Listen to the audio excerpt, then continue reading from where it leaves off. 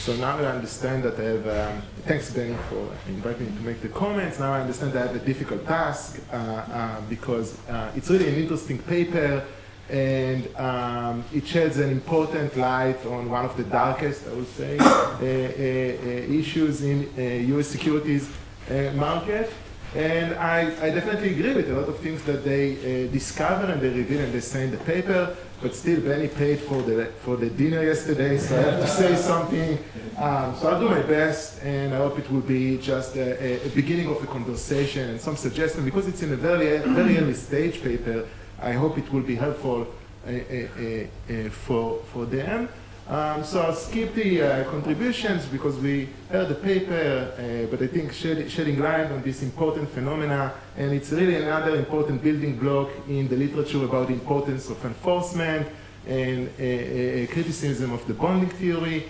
Those are my main comments. I'll go one by one, and hopefully have time to discuss all of them. So I'll start with some mitigator factors about the Alibaba case. Maybe some sign that we can a little bit relax. So one of them is that there are two major outside shareholders in the case of Alibaba. Together they own about 44% of the equity capital. That's a lot. One of them, SoftBank, as a board member, was represented there, and is a repeat player. They invest in a lot of other companies. The reputation is important to them. There is a whole strand of financial literature about the monitoring power of large outside shareholders, and how they can restrict tunneling to some extent. So this is something I suggest them to explore a little bit more in the paper. The other important point is that Jack Ma recently announced that he's going to step down in a year from now. He has made enough money. He wants to do now fun and to go back to his to follow his passion, which is education. So that means that he might be no longer involved in the company. Maybe, there is a reduced likelihood of some type of tunneling, especially those that are associated with managing the company. And even came to visit us at Tel-Aviv University, hang out with our dean who is there, and is really looking into the future of all the education initiatives. So that's another question that we have to ask. And as a side note, I look how well they fared. We got some public, there's like a new building outside our... Yeah, exactly. So we see, the dark blue is Alibaba. They did pretty well compared to the index. Again, that doesn't mean anything about the long future, as we learned yesterday, but it seems that there are some restraints, at least up to now, on their ability to tunnel, as it's reflected by the share price. There are also another important arrangement to protect US investors, and this is the fact that Alibaba and the like, so all other type of companies like Alibaba, Chinese-based asset, etc., they are excluded from the major indexes in the US, which means that the lion's share of the assets that go to ETFs of emerging market doesn't go to Alibaba. And this is important because it means that passive funds are not invested in Alibaba, and they cannot exercise the discretion, they cannot exercise the Wall Street rule and leave. You see that there is something fishy there. They are stuck in this type of companies, and that's why we see this intervention and exemptions that provide some sort of protection for investors, and money to passive is growing. There is another issue which is not related. It's related to somewhat similar companies that Jesse mentioned, which is that the exchange now prohibit all this type of reverse merger from being listed directly. The year of exempt period, which again see that US regulators react a little bit to that, and here's really the idea is to see how they work and to get to examine them more closely. If we think that the IPO screening process of companies like Alibaba is weak because of the reason Jesse mentioned, maybe we should apply the same approach to this type of companies. There is always the pricing argument. It's up there, and Jesse mentioned it. Can the market price it correctly? Can they sort it out? And here, just two arguments in favor of the pricing, or at least show that something may work. The first is that the location of the assets of Alibaba itself. It's very salient to investors. I mean, they understand that they may not be familiar with all the details that JC mentioned, but they understand that it's a risky venture because the assets are far away. And there is also almost 20 years experience with this type of Chinese companies, so maybe the market can learn something about it. It would be also interesting to see if there is evidence, specific evidence of tunneling, just to mention some of the stuff. Finally, it seems that the authors do not take any position on the pricing argument. They are a bit on the fence there in terms of if the market works, we suggest that, if it doesn't work. And I think it's an important question at the end of the day. I mean, I understand why they don't want to get into this question, but at the end of the day, if regulators ask themselves what we have to do now, the pricing argument is there, and it's important because there's policy implications. Now I want to move to another major point. I think the implicit assumption behind the article is that litigation and enforcement are important, right? That's why they write this article. They spend a lot of time on explaining what's going on there and why enforcement doesn't work. Then one could say, do litigation and enforcement play such an important role? And here I want to go back to a JFE article from 2005, George and Siegel, which basically came up with the reputational bonding. He studied Mexican firms, show again no enforcement by the SEC, they were low-proofed. But what he showed is that the prospect of creating reputational assets can lead many of these companies, but not all of them, basically to observe the rule, even if they are not forced to follow these rules. And what basically he says that reputational bonding can explain better the success of cross-listing, and I'm asking maybe something going on there as well, and that's what's happening. And then Amir Licht joined forces with Siegel on a follow-up piece, again, JFE article from 2007, and there they tried to do an event study. I won't get into all the details, but I think it's also related and very interesting. And their bottom line is that the benefits of exposure to US enforcement, at least to them, seem on average no greater than the risk. So I think these all strands of the literature that diminish the importance of enforcement and that you may want to engage with it in the paper. And then there is another issue that's going on out there, and it's also important, and it's related to a recent piece by Zohar Goshen and Sharon Chanes, and they said, look, all the action now is not in the courts, is in the market, and what's really we care about is the activist shareholders, and what they are doing, and all the debates are now outside the market. And then I asked myself a question, whether activist investors can be involved here and what can be their contribution. And here, a warning, some self-citation. So in a very recent piece in the delay zone, I mean, we examine the impact of cross-border domiciling on of those type of decision on activism and on takeovers, and we saw that there is also a chilling effect on that regard. So on that sense, I'm sharing the same pessimistic view, even when it comes to market mechanisms. Then another comment is about the enforcement gap. I mean, the assumption is that in US, the enforcement is better, right?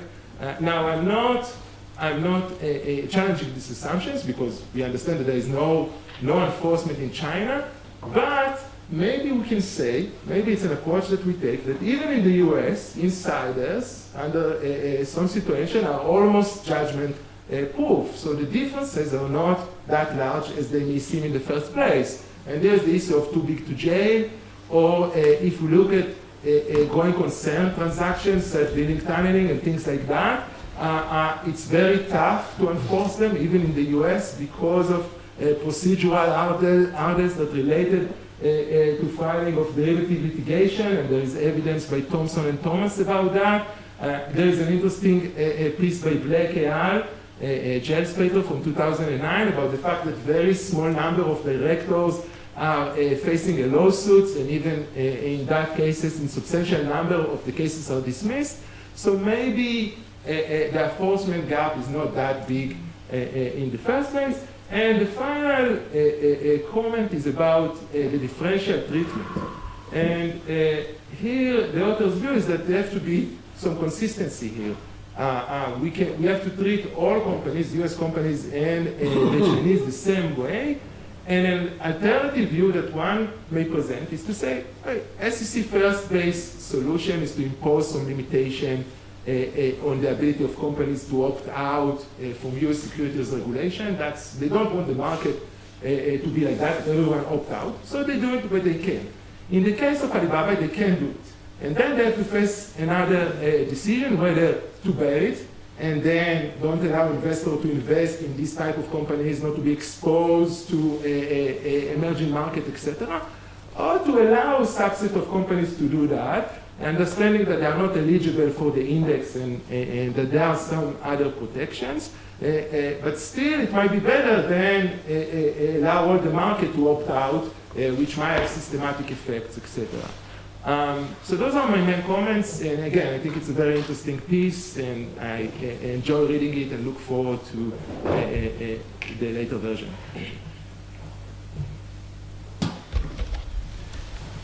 I'll go to Asaf. This is the only reason I read my But please don't pull your punches because of being a too good friend. So, I'm just looking for Jesse. So I have a question about your last point. I mean, it's not, the differential treatment for foreign issuers is not something new, right? The fact that the SEC wants to attract foreign companies to list, and that's why they're willing to, to begin with, subject them to lesser regulatory burden than other companies. This is not something that's new. So what makes your case so unique in that context? I mean, this is a question that has existed even before Alibaba came to the US market. Should I take a few more questions?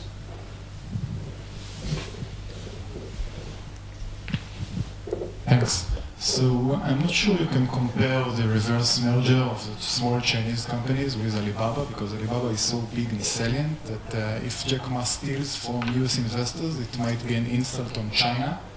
And if China reputation is online, then the story might be very different. So I want to suggest first that the US regulation regime is more flexible. There are many companies that list only on 144A, right? And so they can't get access to individual investor funds, but basically they can get access to the entire institutional market. So we have a three-tier system that may make the whole system less coherent. Then I want to suggest that the Chinese example is far from unique, right? So I've studied Russia in the past. There is no way that anyone can do anything against a politically connected Russian controller of a major Russian firm, no matter what the formal rules are.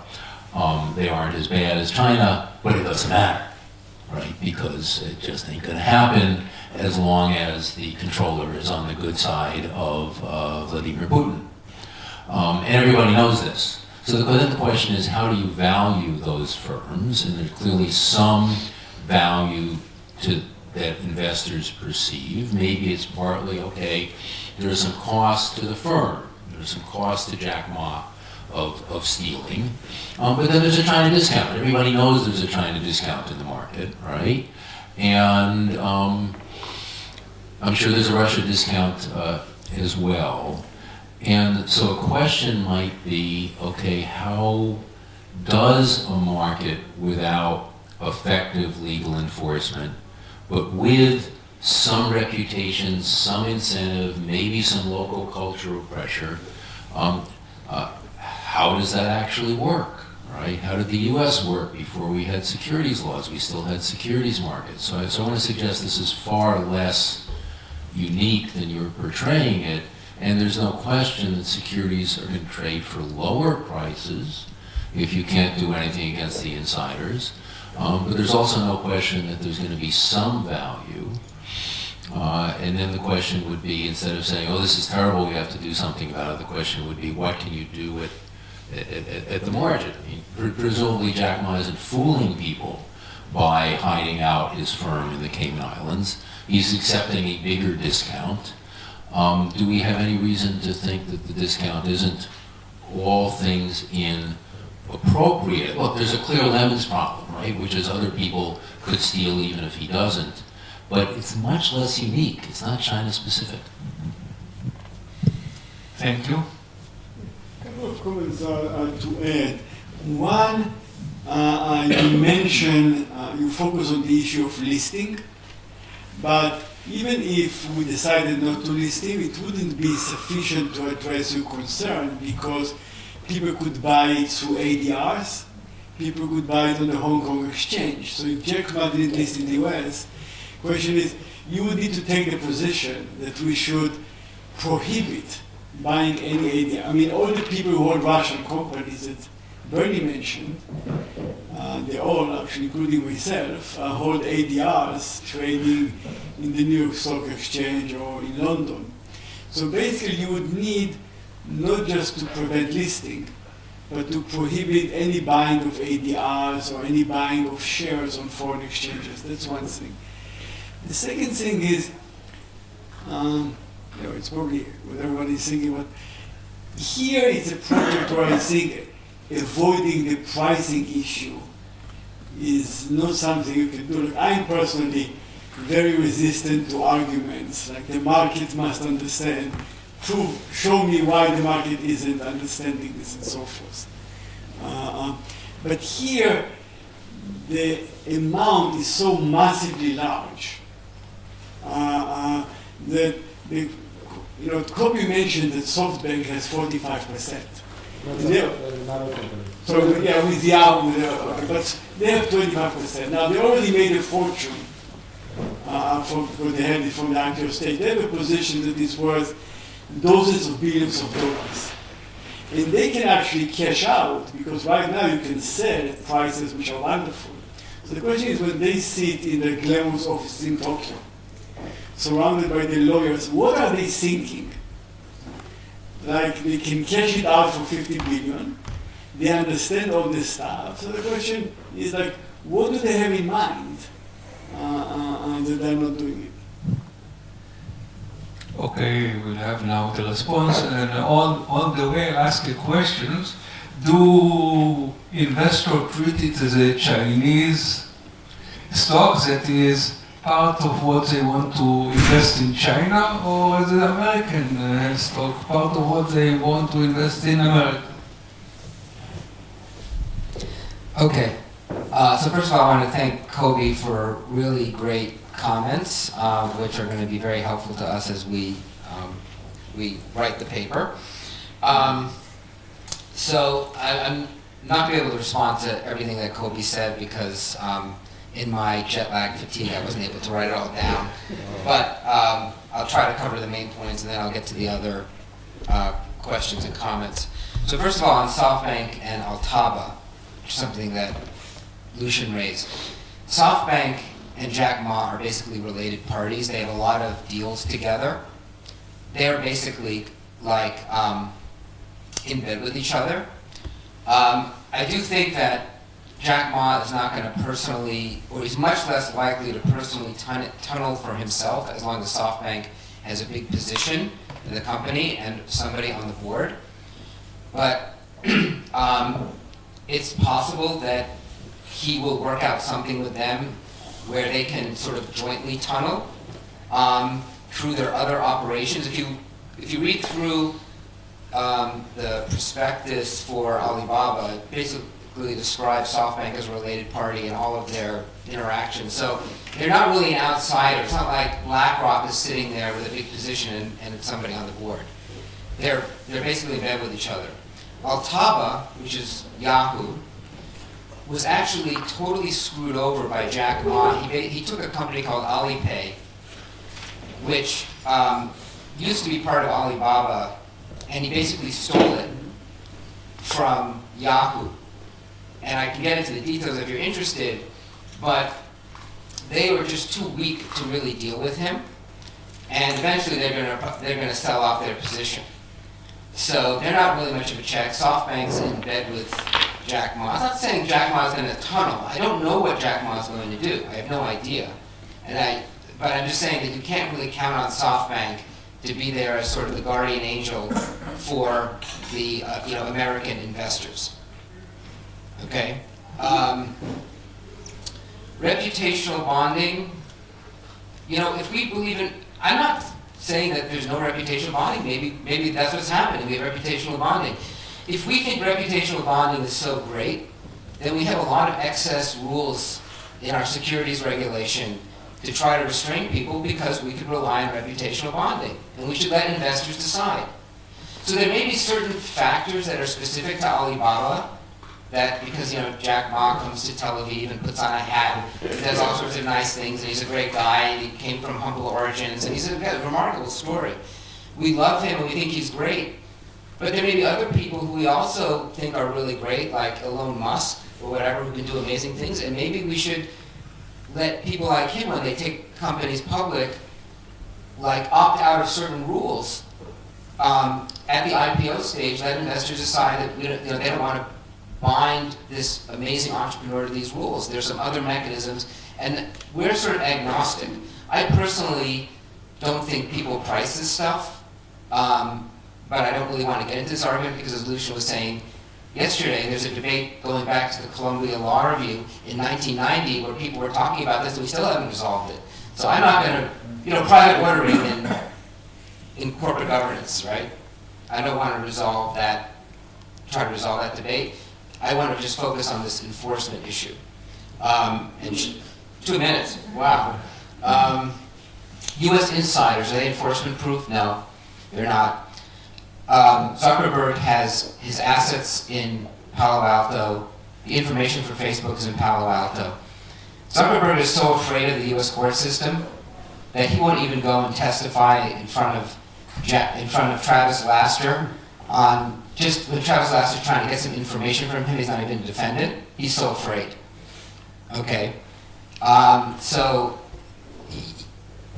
when you have a controlling shareholder with their assets, their family, their home, their citizenship, everything, and the information for the companies in the United States, it's a completely different ballgame than if you're one of these PRC-based insiders. Differential treatment. You said, well, maybe it's okay because U.S. investors can get access to Asia or whatever. You can do that through an ETF. I mean, if the SEC believes that American investors, and I'm not talking about Rule 144 investors, but individual consumers, like mom and pop investors, can't figure out what corporate governance arrangements are good or bad, but we want to let them get exposure to Asia. They can do it through Fidelity or whatever, and so they don't need to be taking bets on individual companies. We don't really need to be letting them come to the U.S. markets if we think that investors can't actually price the risk of unenforceability. If we think they can price it, then we shouldn't make it so hard for companies to opt out of private, securities class actions or whatever and substitute arbitration. There's an incoherence in the way people are thinking about markets. Asaf asked, I think it was Asaf, yeah, about whether this is like foreign private issuers. Foreign private issuers are subject to different disclosure rules, but if you have an FPI that's based in Canada, where we can enforce relatively easily, it's a little bit more complicated, but we can do it. That's a completely different ballgame than when you have an FPI where the assets, people, and information are all in a country that doesn't have any enforcement treaty and won't even let us get the information. So it's another dimension to the differential treatment that I don't think has been fully explored. And I'm happy to hear what Bernie said about China not being unique, because one of my concerns writing the paper is that we're just writing a paper about China. So I like the idea that, we had Russia in mind. I don't know how many Russian companies are listed in the US, we haven't looked yet. One of the things that we're thinking about doing is looking at all the companies from abroad that are listed in the US and looking at enforcement across borders into those countries and seeing how many companies are like Alibaba. We know that there are 100 companies like Alibaba because there are 100 companies that are PRC based. Are you coming from my, you're hungry? All right. So thank you all for your great comments and